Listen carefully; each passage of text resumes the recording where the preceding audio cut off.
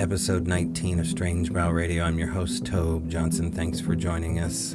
Today's guest is part 2 of the Orbduction in the French Quarter with Chad and Alta Dillard. If you haven't heard chapter 18, volume 18 of Strange Brow Radio, part 1 of the Orbduction, go do it now.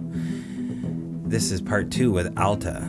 We're going to get down and dirty with some of her experiences here, so I'll tell you more about that in a second. But our sponsor, Feral by Aaron, Etsy.com. Shaman-inspired rattles, drums, and smudge fans. I've been saying smudge sticks like a numbskull. They're smudge fans, so much prettier than a stick. Different birds, feathers attached to local resourced wood and bone and antlers. You have to see these pieces. Go to Etsy. Be a good boy or girl. Go to Etsy. Type in Feral by Aaron, E-R-Y-N. You will be blessed beyond your imagination if you do. Okay, next, part 2, the Orbduction. Fasten your seatbelts. We'll be right back.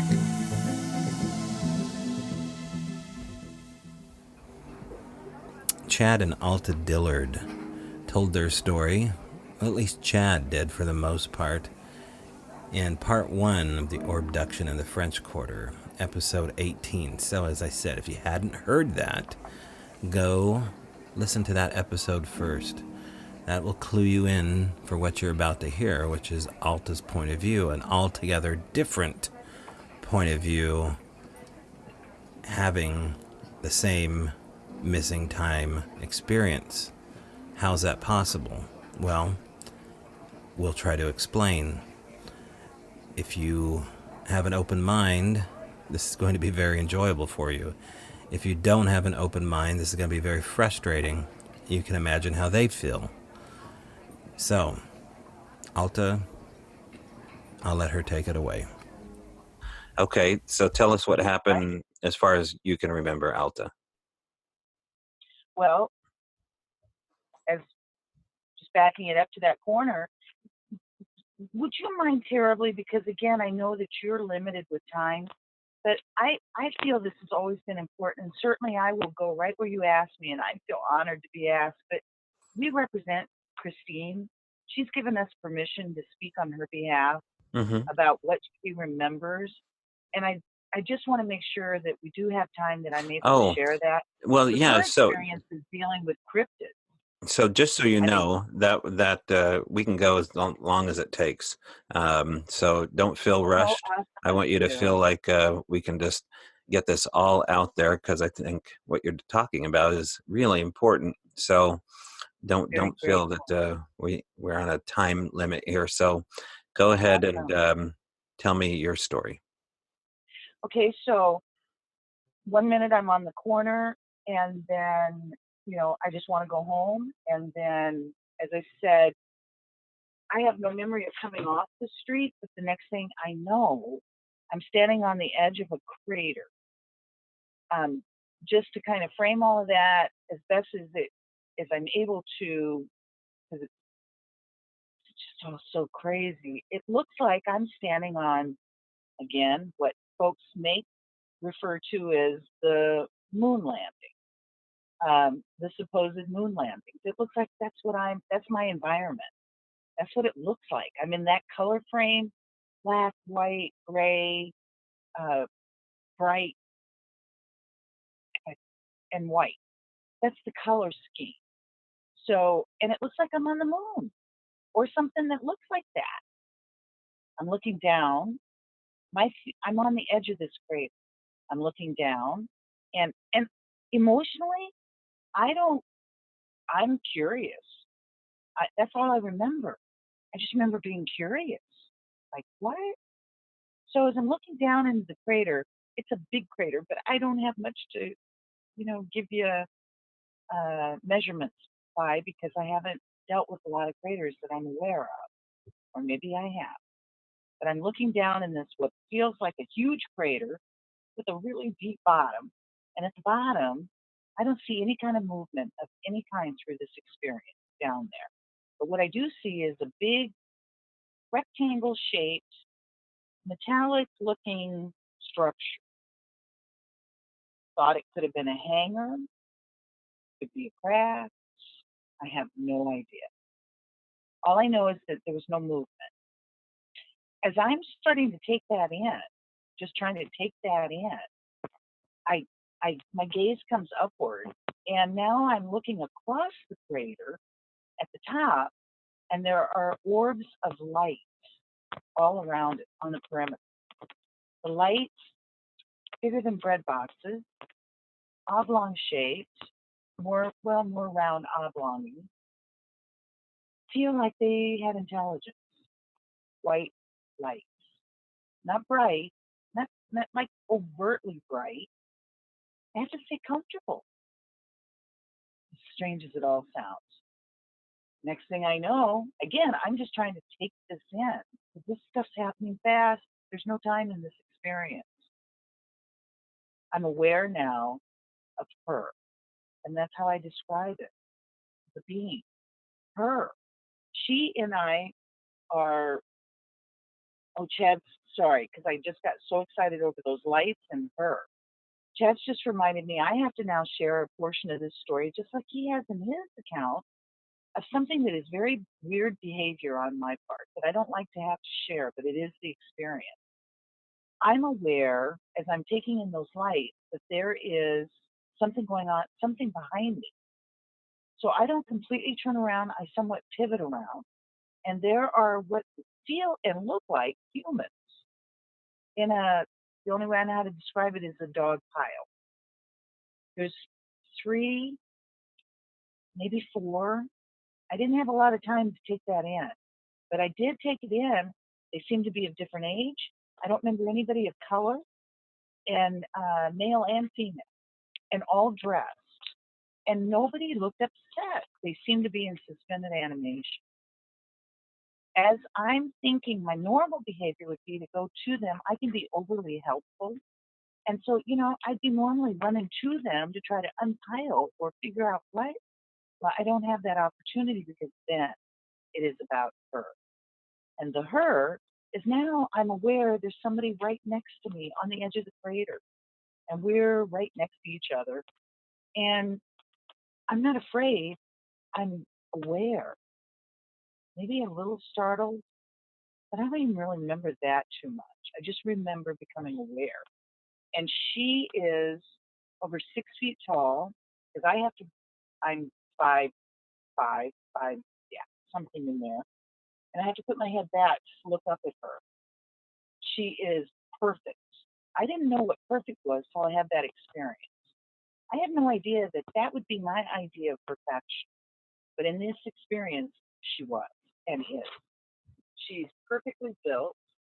She's got on a bodysuit that I can't recall color. Seems like everything's just sort of blended. But I'm aware that she's got something on, but it is skin tight like a diver's suit. I don't remember extremities too much as far as hands, feet, because I just remember she was long and perfect. And then she had long blonde hair. I've never used the word Nordic. I've never, I refer to the word blonde because that was the color of her hair, and it was long past her shoulders. I also remember in the experience that I didn't care who she was. I was so happy to be with her. I didn't care. I didn't think about questions, nothing. I was a child all of a sudden in my mind, trying to just relay that to you. I often like to say also, if I'd have had a tail like a puppy, I'd have been wagging it off. I was just so excited inside to be with her. And the only way I know how to describe it is time has moved forward and I keep trying to process this experience as I felt like I was home. Whatever that means, I felt like I was home. And I just had no questions. Had no thought about this place or this life or Chad or who I love or anything. Nothing about my mom, none of that. So anyhow, I am so happy. That's all I think about. And then I look up above her past her, and I've got a huge black sky around me, and it's full of, and I like to describe them like that. Sounds a bit corny, but diamonds in the sky, these stars that were so beautiful, and they glittered. It was like they shined, very like diamonds. Well, I'm very happy because I'm from the Southwest originally, from the desert. And anybody who knows, there's nothing more beautiful than a night sky in the desert. And that's, all of a sudden having that kind of emotion. And then all of a sudden, one of those stars started to move. And it began moving across the sky. And then there was some zigzag going on, and others started joining in with it. My emotion went instantly from, I don't know how to describe it as bliss to terror, just that fast, just as fast as it took for me to just say it. Because all of a sudden now, all that's moving around above me, and it's terrorizing me, because I know those can't do that. And so at that moment that I shifted in my emotion, she spoke to me telepathically, and she used my name, and she said, and I like to describe this, and I don't know how in words, and I don't know how to do it in tone. She used tone that I don't know how to describe it. It was beyond beautiful, beyond beautiful. And the tone, but the language was English, and she spoke directly to me, telepathically, mentally. And she said, "Alta, don't be afraid. They're just scanning." And then I heard those words, and then I came to sitting up the next day in my living room, rubbing my arms with something very strange in the top of my arm that got my attention instantly. But Okay. that was my memory. Okay. So That is my memory. describe what's in your arm and what you know about it.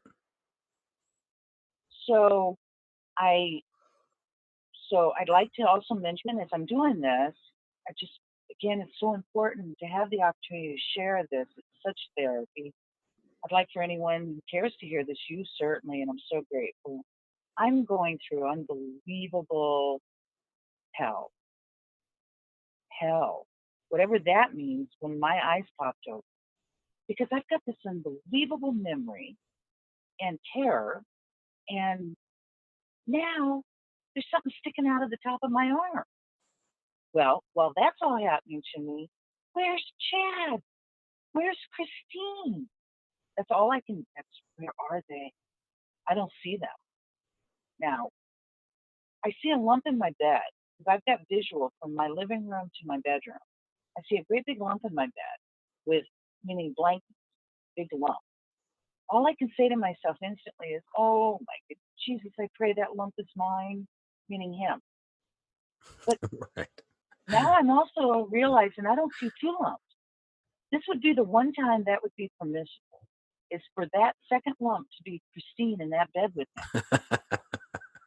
Right. You get it. Yeah. That's not happening. She's not there. Uh-huh. So I get off the day bed. Now I'm sitting Indian style, like I am right now as I'm talking to you. That's what I do private. I'm sitting Indian style when I come to. I get myself unfolded. I'm flipping out because I just don't know how to find the language for it. And I gotta get to that lump and make sure that it's him. And where's she? Well, my bathroom is right there. So I deviate, go right into that bathroom, say, what is going on with my arm? When I get in the bathroom, what I'm realizing is I'm rubbing my arms and my hands.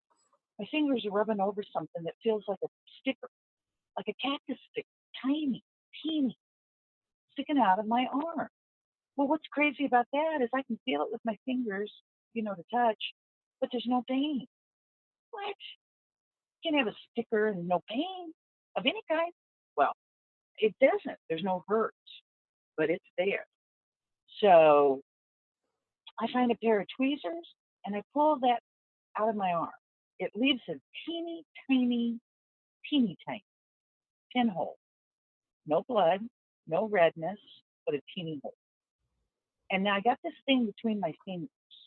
And I don't want to sound exaggerating because this is crazy enough, all of it. But whatever that was solid in my arm when I pulled it out started to dissolve between my fingers. Now, I can't begin to tell you what that was doing to me. Inside, it's freaking me out to repeat it again, and I've repeated it many times. Well, when I've been given an option. So to describe it, when I first had it between my fingers, it looked like celery fire. That shouldn't be sharp, but that's it.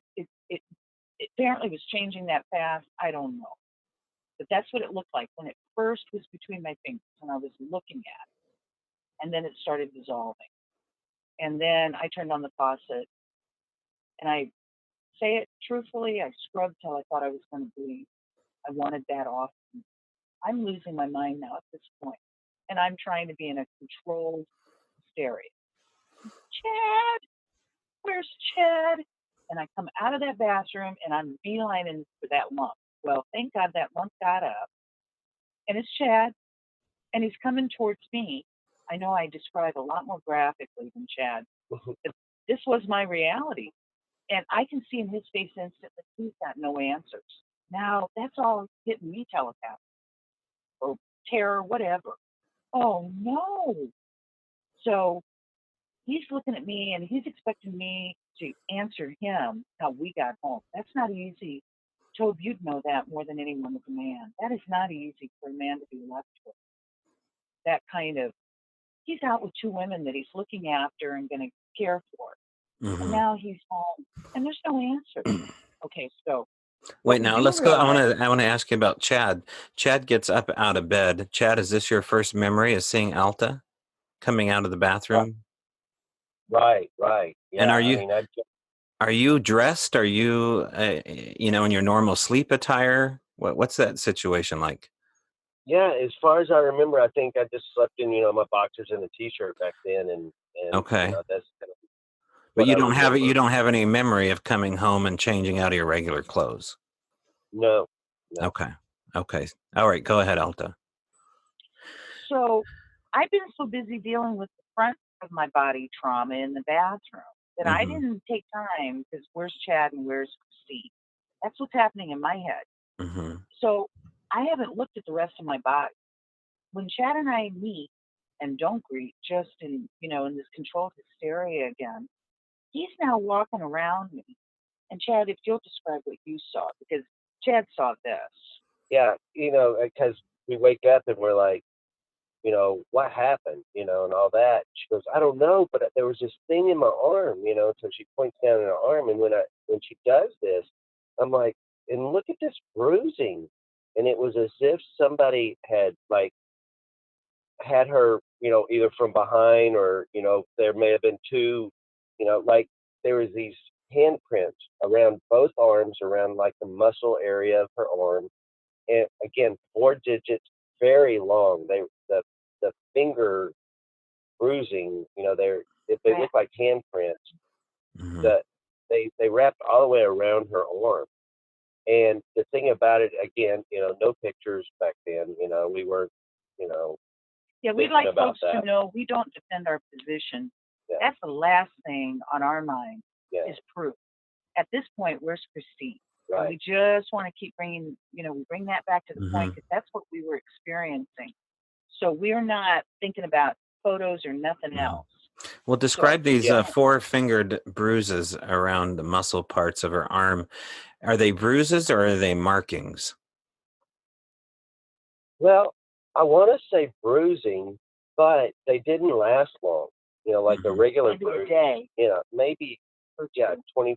Yeah, not long at all. Right. So it could have just been markings. I have no idea. But they didn't last long. And nothing hurt. Yeah, and there's no pain. Right. Okay. Go on. So let me back up real quick and then we'll move forward again. When I pulled that, whatever that, let me just, for lack of a better word, celery fiber looking whatever out of my arm, it left that tiny hole, that pinhole. but underneath that tiny pinhole is a large lump. Not huge, size of a chiclet, if you remember chiclet. Yeah. Right, Tiny thing. right. Yeah. But it changes shape. Let me just say this right up front. It appears and seems to be able to change. So when, describing it, what you would see if it allows you, and that's the only way I know how to talk now, with this object. I call it an unknown. I've never used the word implant. I refer to unknown because I have no memory of it being implanted. For all I know, because I've had a weird life and been told this, I don't know that it didn't come with the package. This is what I like to say to folks. We don't know anything. I don't like to speak what I don't know. Well, So, Alta, but it wasn't there one day and the next day it was, and it would but seem it has really a tendency to move. I'm sorry, sir. right. No, go ahead. I mean, it just sounds very, very odd and very telling that it would be Yes. something. Yeah. I hate to sound like I'm beating a dead horse here. Mm-hmm. But I discovered Whitley Strieber many years ago, who wrote Mm-hmm. Communion. Mm-hmm. Right. So Whitley Strieber, now I'm having a hard time finding the video. It feels like it's been removed. And I don't understand computers. Any research, and I've become the best researcher I know. I've been left to my own, to have to take care of us, to figure out what's going on with us. Nobody's been willing to help us. And so lots of people have been interested in us, but help has not been there. I discovered Strieber, back in the day, and I discovered he has a video of a doctor trying to remove what he calls his implant from his ear area. And on that video, you see that object move. It does not allow the scalpel to take it. And you see it. Now, I got to see something almost to believe it. I'd have to say, Chad and I, as crazy as we may sound to folks, if anybody thinks this way of us, biggest skeptics I know. I got to see it to believe it, or Right. I have to know it. If people want to see that video, I believe it's Roger Lear trying to remove this implant out of Whitley Strieber, and it's near his ear area. I think L.A. Marzulli actually was even in the room when this was happening. And according to L.A., it was L.A. is a Christian. I think he was praying in the room. And when they were praying, the object, according to the urban legend of this, the object didn't move under prayer. And I don't know if it's still inside Whitley or not. Do you? Right. So let me just offer this. Mm-hmm. I worked with Dr. Lear in the beginning, tried Mm-hmm. to. So Lear wasn't the one involved in this removal. It's another doctor who his last name, I believe, starts with an L also. And what's interesting is, again, he doesn't seem to be available for any more of this. And this took place between him and Strieber. Mm-hmm. Marzulli and Lear are a whole nother ballgame, a whole different game. So this object would not allow to be taken. So this doctor and Strieber became very afraid. And they decided that's enough of that. Strieber decided, I'm never going to do that again. And so he still has it to this day. The doctor involved, he's kind of off the face of the earth. It's very hard to find because I've worked so hard to do this. I was left with Dr. Lear in 2001, 2002. We left New Orleans, moved to Alabama. Chad's his family lived in, kind of small lake community, Alabama. That was a whole nother ballgame in itself because we landed on another planet. And Alabama, definitely another planet from what I was ever accustomed to. And we had a lot of very different kinds, again, of high strangeness taking place there, a lot involving cryptids. I like to use the word Sasquatchy again, but back to this object. When I contacted Dr. Lear, well, the way that came about is because I couldn't get any help. And I didn't know, they don't give you a book of rules. I got an object in my arm that when it allows you to see it, it looks like a big bug bite. It's a big lump. And it seems to be just underneath the top layer of skin. Well, then there'll be times where it'll vary all the way down to the bone, where you don't know it's there at all. There's no entry wound, there's no nothing. Even that teeny tiny hole went away. So you can't tell. But you can definitely feel it. and you can feel its perimeter. You can feel it has a sharpness on some parts of it that you know it should be popping through my skin, and it doesn't. But again, I'm telling you what my experience has been. And the reason, again, I have never used the word implant is because my history is so bizarre that I just don't know that I wasn't born this. I don't know anything. And I guarantee you I haven't been able to find any answers. So just trying to share, again, what's happening with me, because I have another object. There's another one. I've got another experience. Or I have another one in my wrist, and they're very different. There's no connection appearance. So the first one, when I contact Lear, the way that came about is I discover a book in the middle of nowhere's man, it happened to be Birmingham, Alabama, called Alien and the Scalpel. I think is the title of it. It kind of fell out of the shelf at me because I'm like, no, this is crazy. Oh my God, you mean there are people out there who are maybe have something too? I mean, I'm just going crazy because I'm all by myself. And, it's just me and Chad. His family are not interested in any of this. His family, on his father's side in particular, are experiencers of both Sasquatchy and UFO and craft, and who knows what else. But they will not talk about it. They won't speak about it. They don't address it. And so we're all on our own.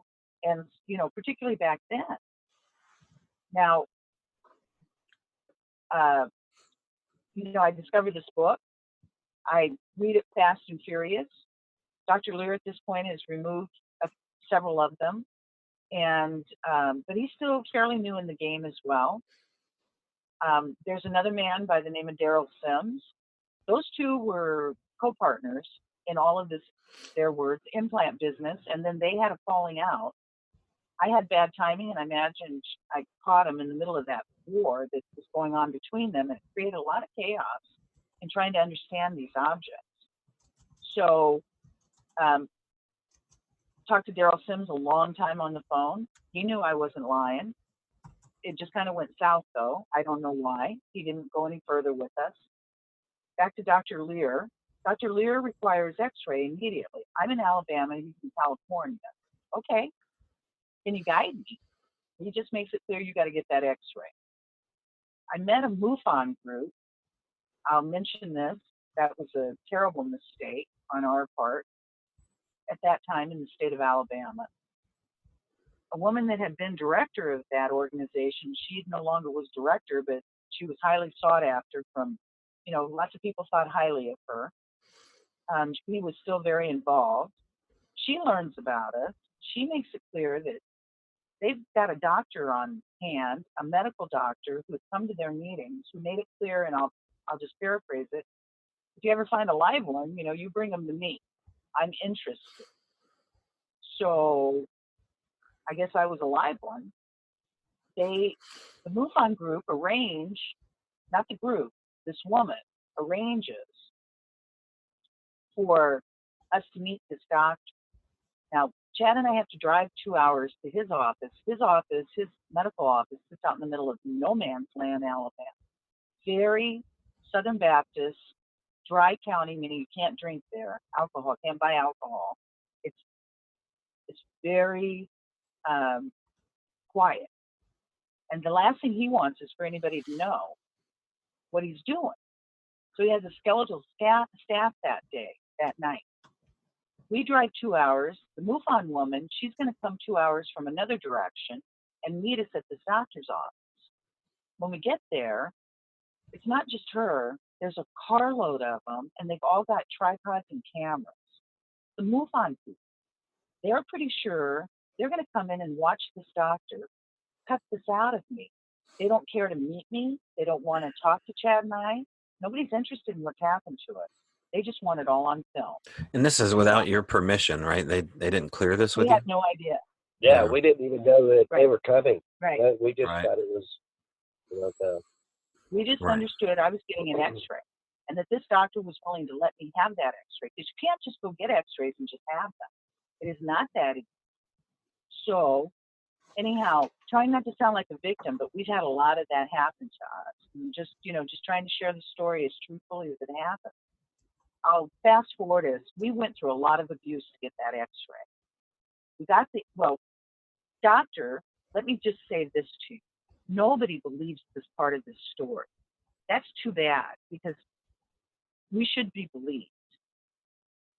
The doctor, when he first addressed me, they never even asked Chad to come back with me. They left Chad out in the waiting room with these, I want to call them monsters, these people who showed up with these cameras, who had nothing to do with Chad. They were just kind of vultures. I think that's a better word.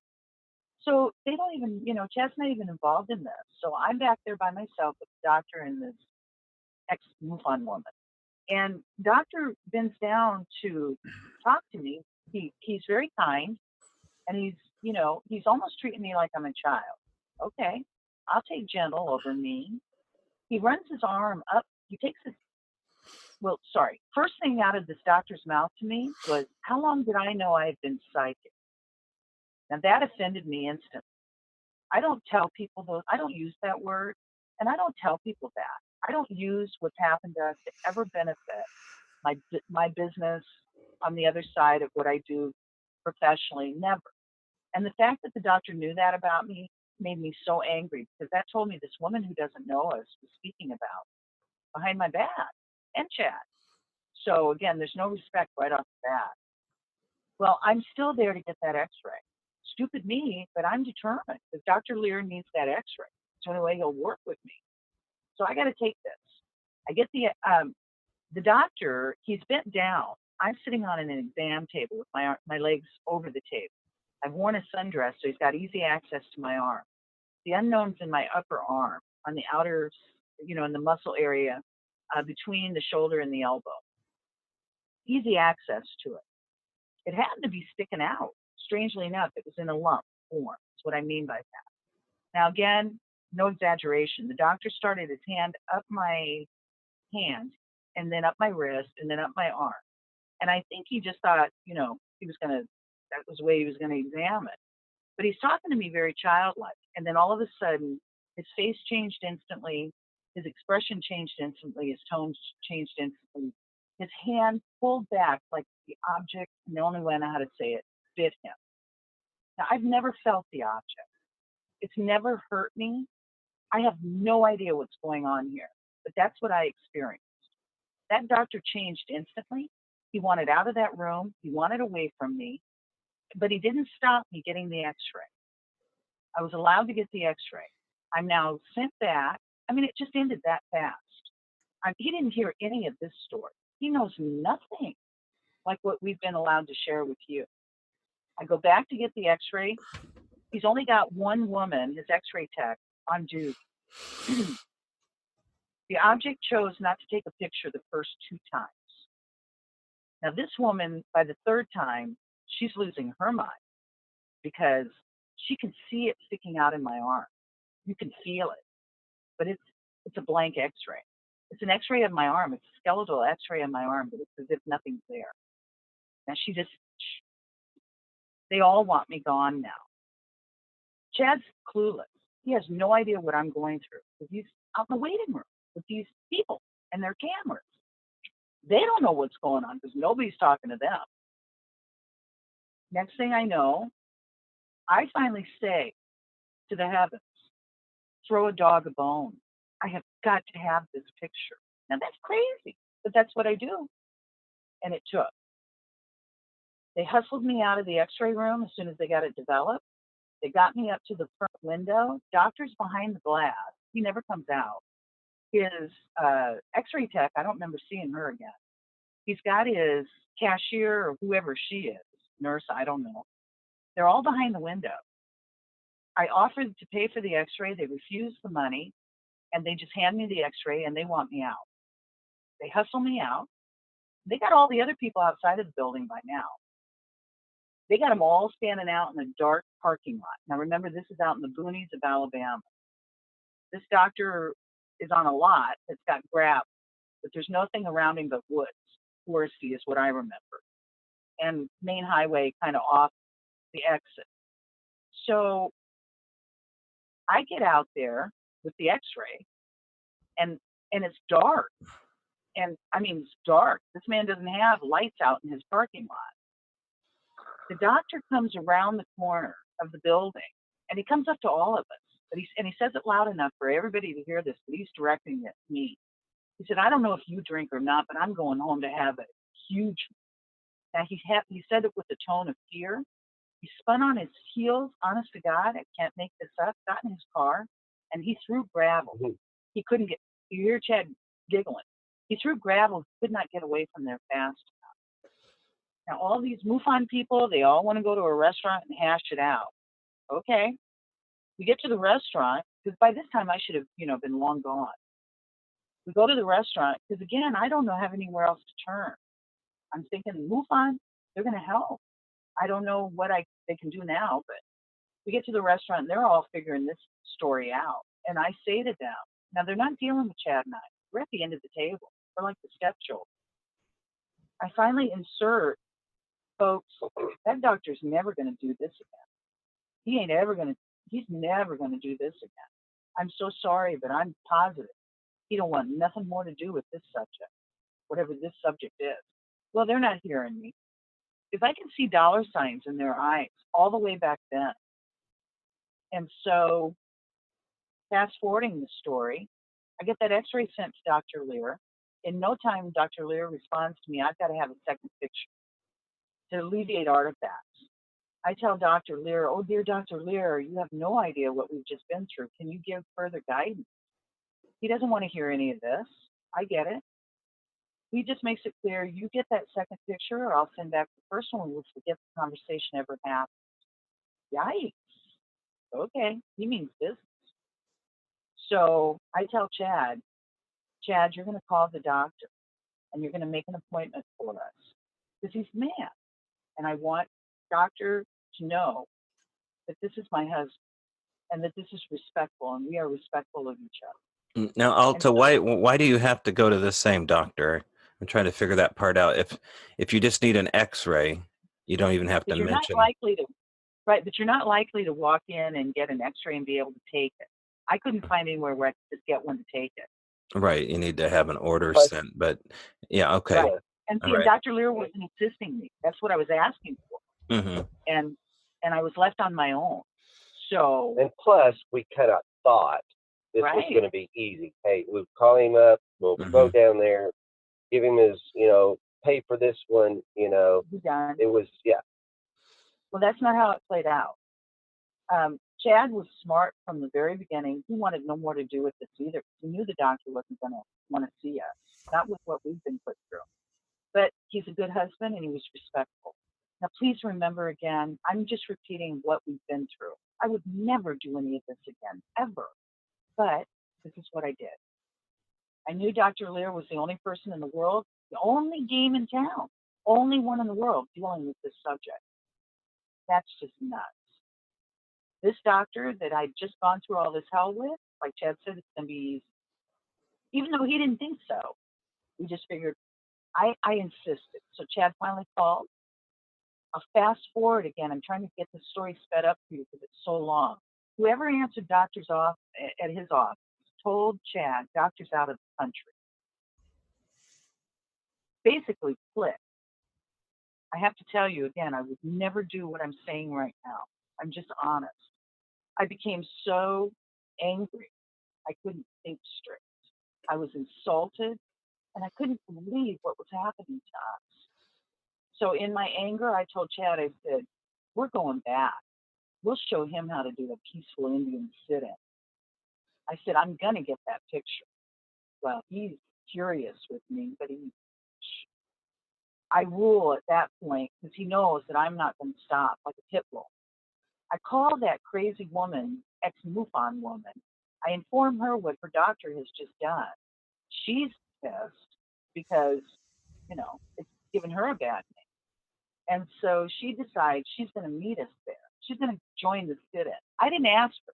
I was just informing her what we had just been put through so that she wouldn't put somebody else through this and that they would have information. She decides to join us. The doctor made us wait 8 hours, the three of us.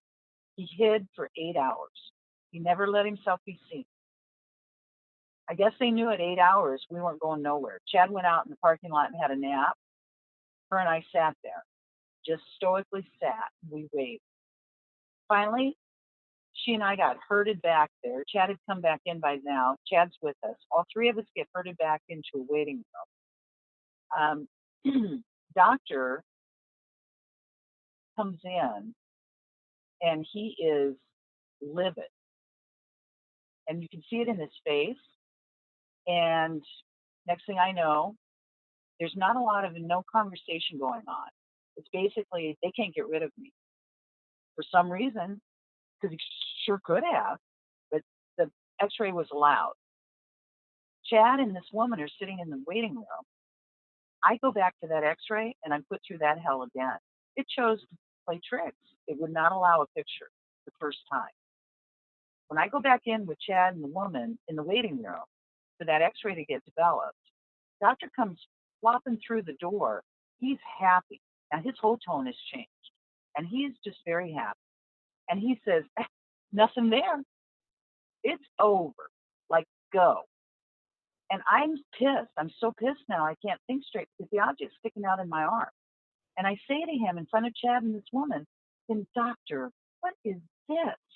I'm pointing at it. He turns around. He looks. He sees. He's livid. He pulls a Sharpie out of his pocket pen as he moves towards me. He used it as a weapon. He drew a bullseye on my arm, and I felt that energy come through that pen. Sent me back in. It allowed the picture.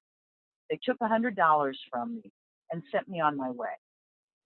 By the time I could get the second picture sent to Dr. Lear, he was done with us. He wanted nothing more to do with us.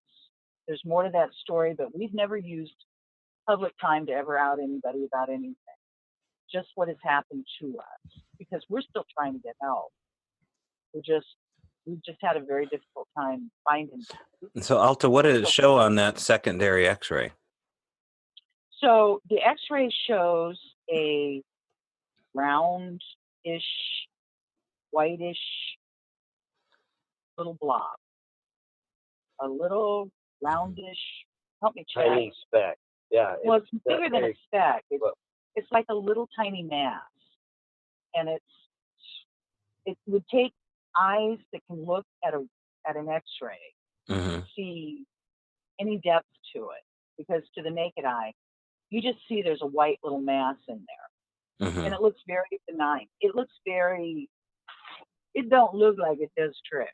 It doesn't look like anything other than maybe I have a little growth. But it's a foreign body. Absolutely. Yeah. And it's still there. Absolutely. And does it interact with you at all? Do you get any sense of it? Does it, some people say it's almost like a little radio transmitter and you can feel it buzzing or, interacts with people. Does it do anything like that? Not that I'm aware of. Okay. It does seem to move, meaning it'll bury itself down to the bone where only I know that it's possibly in there. I can't touch it, can't feel it. And then it will come back to the surface where it sticks out like a big bug bite. And you can pinch it and feel it. Right. As Chad's saying, you can absolutely feel its diameter. You can feel its pinch the skin. Like a nodule that you would get, under your skin periodically. You get these little nodules. Does it feel like that? Like it's fleshy? Or does it feel hard? No. Yeah, it's no, hard. It feels solid. And it seems that at some point of it, it's so sharp, as I mentioned earlier, sharp, like it should be popping through the skin. Yikes. Oh, yeah, it's yikes. It's absolutely yikes. But I'll tell you what, with everything I've been through, just to try to get this far, because I thought, Chad, like Chad said to you, we've been so naive. We thought this would be easy. I have proof. Well, no, I don't. Now, Daryl Sims is still active. In fact, I just met with him this year at a Sasquatch conference. Are you still in touch with Daryl? No. Okay. No, we encountered him in 2011. I could actually send you a picture that captured. I don't allow photographs of myself at all if I can help it, which has not been good for us. We're trying to sell this book, and we haven't worked real hard at any of that. We've just tried to put a truth out there and find others. Mm-hmm. But we happened to encounter him in 2011 Mm-hmm. at a small, tiny conference, and it shocked him because I carried all of my paperwork from having my conversations with him Mm-hmm. from 2001, and Mm-hmm. he was, yeah, it was a very bizarre encounter. Okay. Again, it just didn't go well. It just has Yeah. never gone well. So we just kind of, again, back on our own. And Mm-hmm. as far as the objects are concerned, I had another experience, a completely different experience in my backyard in Alabama in about 2006, I would say, where another object is in my wrist. Now, we went to another doctor. She happened to be a chiropractor who had learned about me in Birmingham. She learned about me from a very kind woman who used to go to her but knew that these things were happening to us. And so she had shared with this woman, and the woman was willing to have us come and let me buy the X-rays so I could have them for myself. Mm-hmm. And so she had a sympathetic ear, I think is what I'm trying to say. So Are I there had the object in the upper. I'm sorry. no? Are there any photographs online of your X-ray? Yeah. We have them. I can send that to you. Okay, I thought I saw one when I was researching you. A Right. photograph of a We have it in the farm with a. book. Okay. Yeah, we have it in the book, but we also have probably a better picture. Yeah, we also, it's on their Facebook page also. Oh, I guess I have never even looked at that. Yeah, so the doctor X-rayed both objects. She X-rayed the upper object, and then it Mm-hmm. looked just like it always did. It didn't seem to change. And then she X-rayed my wrist, where the second object is. That did not allow an X-ray at all, and she said that's not strange to her. She thought I'd have to have an MRI. So Mm-hmm. I like to say to people who keep saying, just get this proof. First of all, nobody seems to want the proof. That's what I've discovered so far. And the other thing I've discovered is Chad and I don't have insurance. We're, we are, what I'd like to think of is, I hate the thought of starving artists because we're hardly starving, but Mm-hmm. gave up, we gave up, a sense of a whole lot of safety with careers and what have you to get free so that we Mm-hmm. could travel. We offer art form as well as our story, as well as what I offer in my work. And so we started traveling about in a Right. motorhome and have lived this, very kind of carefree, if you will, to some degree life. Just again, trying to stay open and trying to find others and where do we belong and what is happening to us. So the object in the wrist, the MRI is, I understood last I looked, is several $1,000s. That was not going to happen. And again, No. nobody has been interested in these things. So Have you it was taken a not stud? Have you taken a stud finder over it, or any black light to see if anything reveals itself? right. Well, let me say this to you. Daryl Sims, he had an audience standing around us at this thing. He pulled out all his little gadgets and he started Mm-hmm. moving them around my arm, and they were going crazy. Mm-hmm. Well, everybody's on and on and so on and so forth.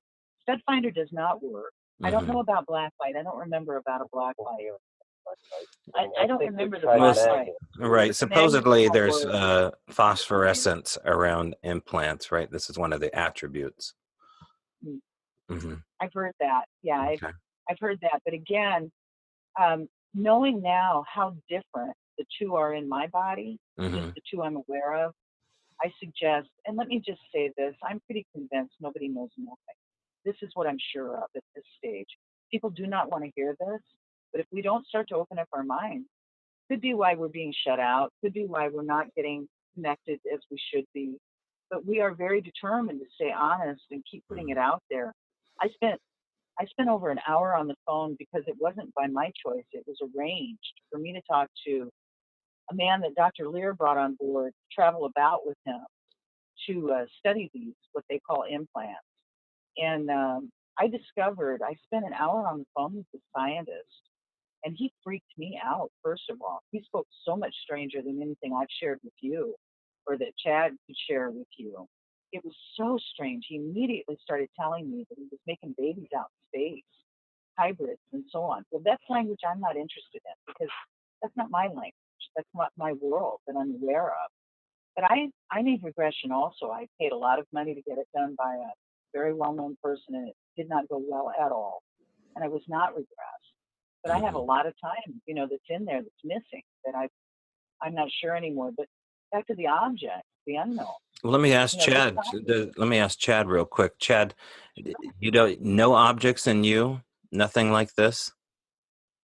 Not that I'm aware of. Okay.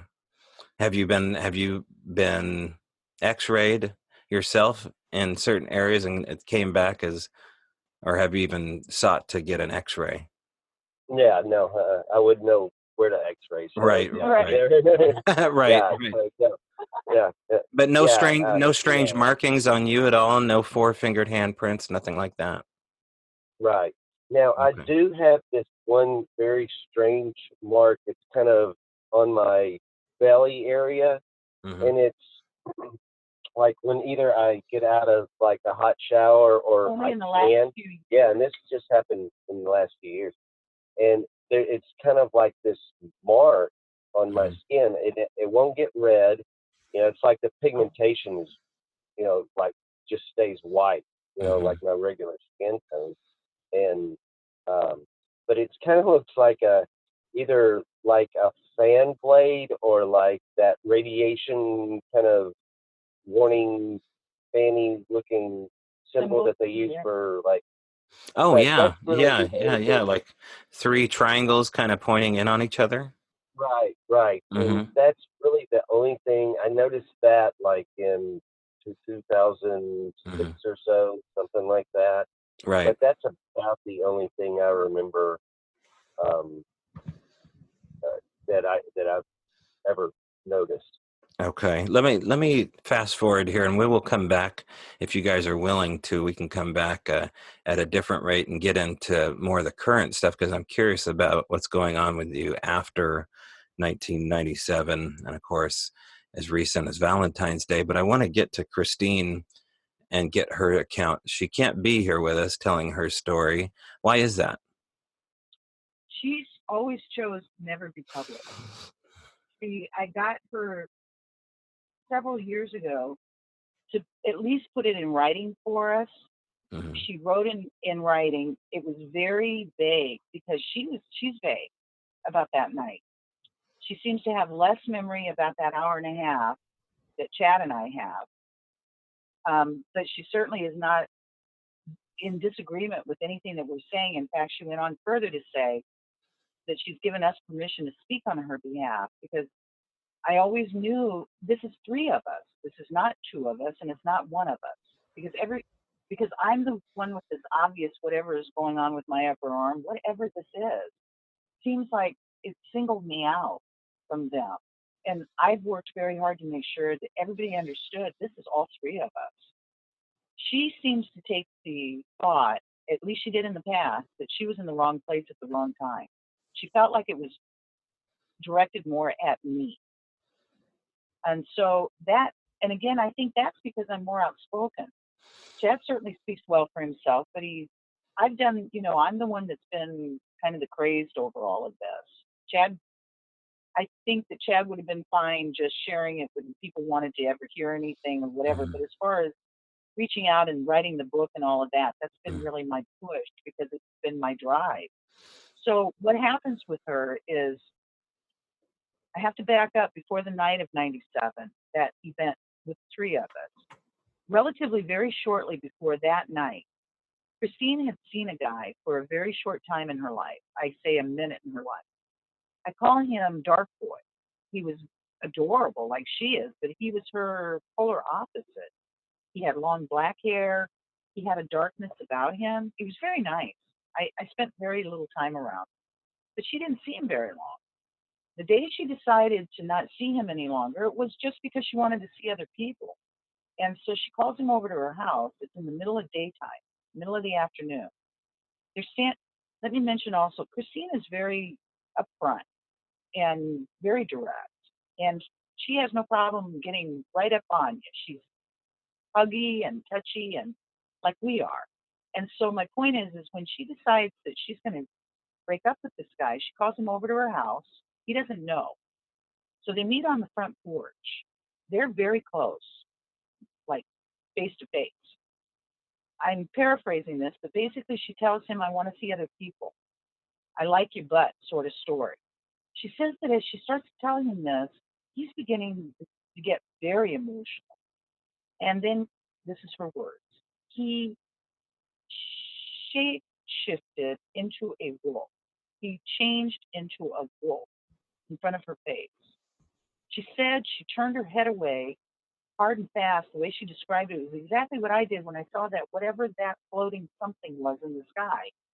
When I reacted the way I did, I turned away and I never looked back. I was in shock. She said she turned her head away like that as well, shocked. She said she looked back, like, seconds. And she said when she did, he must have shifted back human, and he shifted a second time right in front of her face. Wolf. And then she said he's back in the human form. And I'll clean up the language. She said in a very direct, scared, startled, whatever, you just turned into an effing wolf. And she said he responded in a very startled response. You saw that. Like she didn't need confirmation, but he confirmed she saw what she saw.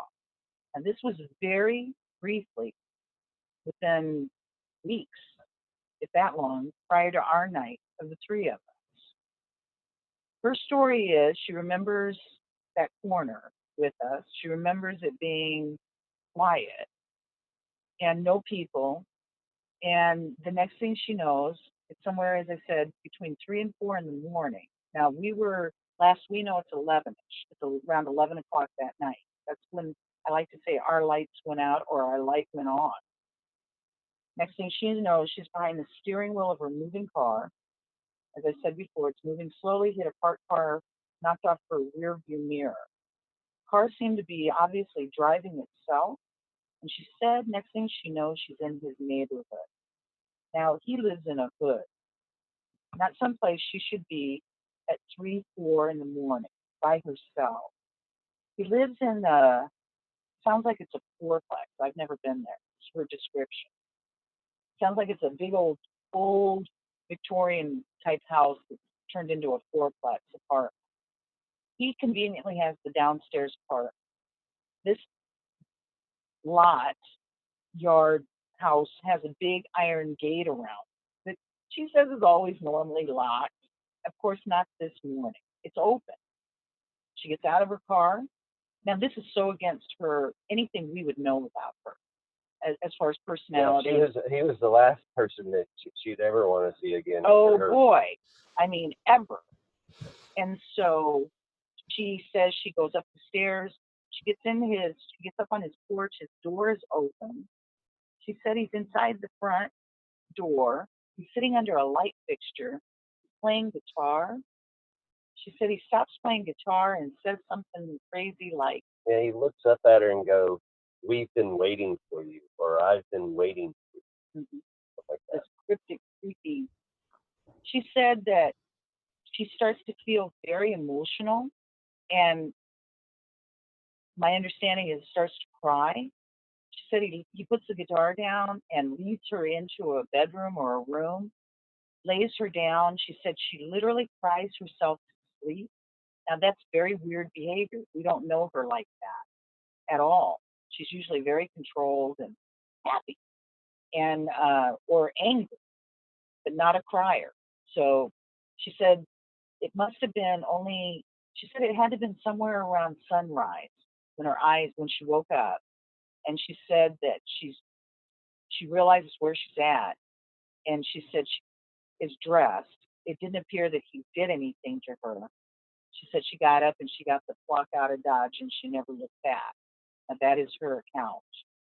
I will also mention, relatively short after the event in 97 of the three of us, she got pregnant. She's had a baby since.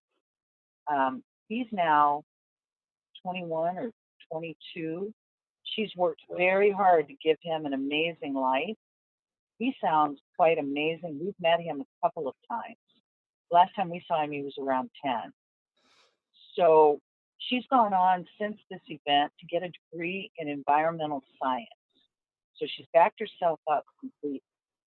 And she has created this amazing life that is very earth connected. And our understanding was she was never going to go public with any of this. But what's interesting is that we've kept her filled in. We're still connected, long distance. And we've kept her filled in on everything that we were doing. And she knew all about the book, understood the name change, what have you, seems to have been approving of everything. Our book was edited down to 70 pages, so it was very disappointing for us because I wrote a lifetime of book, maybe too much. But everything basically has been edited down, I think, for the most part, to that event on the corner. A little bit of history on us, but very little. So never have heard a complaint. In fact, she sent a woman into the shop that I work in now. We returned to the New Orleans area in about 2016. And there's a lot to that story also about returning. We'll get back to that. It has to do with that original apartment of the Voodoo Temple we spoke to you about. Well, anyhow, she sent I contract in a shop several days a week in the French Quarter now. We don't live there now. We live out in the country, and I'm very pleased with that. But that's where I work.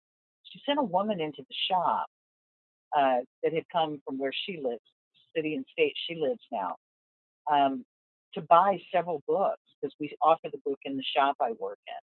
And it was quite surprising because it was the first time we'd ever seen acknowledgement from her that she had told anybody this new world that she's developed of any of these experiences. So it was rewarding, and it was pleasant to know that she's not, denied that this has happened. Christine's story sounds similar in weirdness to your story, and although she's not willing to really investigate this publicly. Is it your opinion that maybe privately she's investigating this a little bit more? That's an interesting question. What she said to me, this is all that I can repeat to you. Certainly we can all, what have you, the considerations. But what she actually said to me back in the day, we finally reconnected 2 days later after that event. It took 2 days before she and I reconnected, where we knew she was safe and all right. So we went through 2 days of well, that's not even describable. Chad and I stayed into our apartment. I happened to have that's another thing, the convenience of all of this. I happened to have the next couple of days off work. So we literally, and Chad was an entrepreneur at that point, so we were, as they say, hunkered down into our apartment, our townhouse, and we weren't coming out. Mm-hmm. In the quarter, you can have food delivered if you need, and so on. So that's just what we did. It was that frightening. And so, because again, she's missing, and there's no cell phone at this stage. We didn't have them, and we can't find her. We have to wait. Well, she doesn't contact us. So as it would be, she's at work when I go back to work 2 days later. And I'm like, what? And so this is when I discovered what I like to call the age difference, because I'm a very young old chick, and I always have been. But I could tell there was a very big difference in our age and the way we process and handle. And again, maybe because I have the object and the bruising at the time and older, and I don't know. I'm not sure. But what she responded to me with was almost like this hipster kind of cool chick sort of response, which is, I know it happened. I don't know what happened, but I know I know something happened. And that's good enough for me. And I'm like, what? Wow. And she was so sincere, and was so sincere about that. I always have wondered, though, and of course I always will, what's happening to her in all of these years I know what seems to be happening on a personal level, a beautiful life. She's created an amazing life.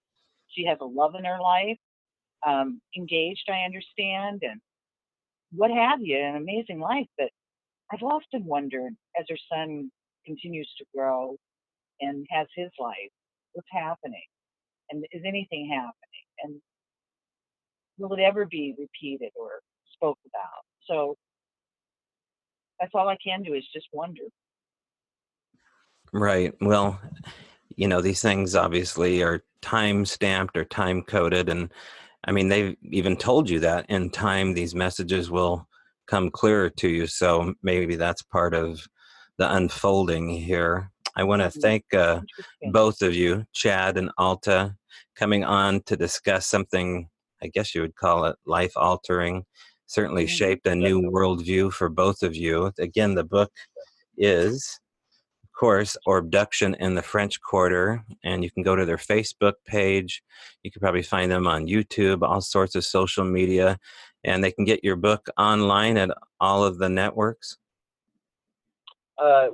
We have it on Etsy, or contact us again over Facebook on Orbducted. Okay, so they can buy it directly through. Yeah, they can buy it directly through you. They can't get it on Amazon. No. Okay, gotcha. Okay, Orbduction in the French Quarter. What I want to ask you guys. French Quarter. Oh, yeah, I'm sorry. I was just going to mention, if anybody's in the French Quarter, we offer the book also in the shop that I work at. It's called Earth Odyssey. We invite anybody, please come by, and we certainly invite you, Tobe, if you ever come this direction before we come your direction, please know that we will look well after you. And now, can they order it through the bookstore? Can they get it directly and just have it shipped? Absolutely. Okay, good. Absolutely. All right, or we can go online to Earth Odyssey in the French Quarter and just order it there. That's right. That or Etsy, either way. Okay, and then I wanted to ask you both, would you guys be willing to come back and we can do a part 2 to this? Because I feel like there's so many missing links to this all, and you've told this story. I feel like there's probably a part 2 or volume 2 to Orbduction here unfolding. So would you be guest again on Strange Brow Radio? It would be such an honor. Yeah, sounds great. We'd love to. And if you're ever out here, I'd love to have you come out to the property here, because we got some mysterious goings on out in the Olympic rainforest. We look so forward to it. I'm actually Nez Perce on my mother's side and Blackwood on my father's side, Nez Perce, Washington, and all of your territory, all of your areas. So we look so forward to it. We thank you for this time, and we look forward to sharing more with you. Well, thank you both so much. Again, Chad and Alta, the book Orbduction in the French Quarter. Have a good evening, and we'll talk to you real soon. And to you. Thank you.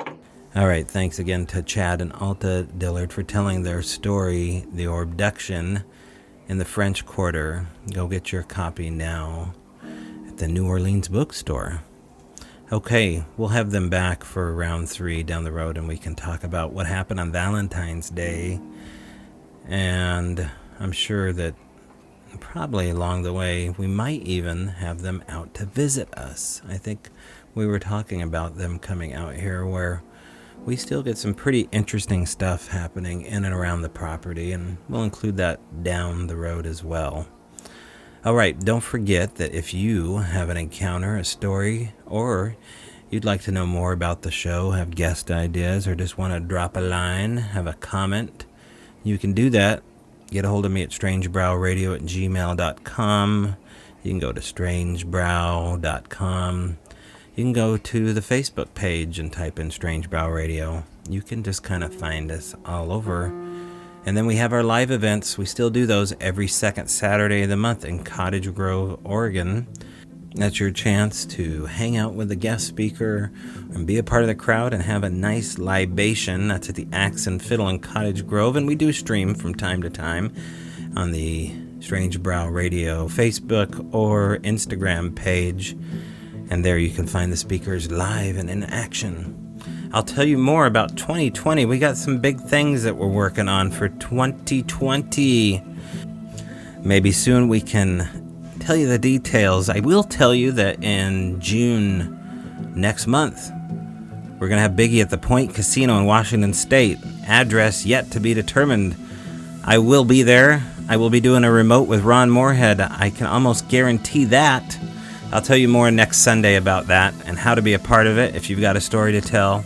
And always, always, always remember, I will see you in the trees. Talk to you later. Bye-bye.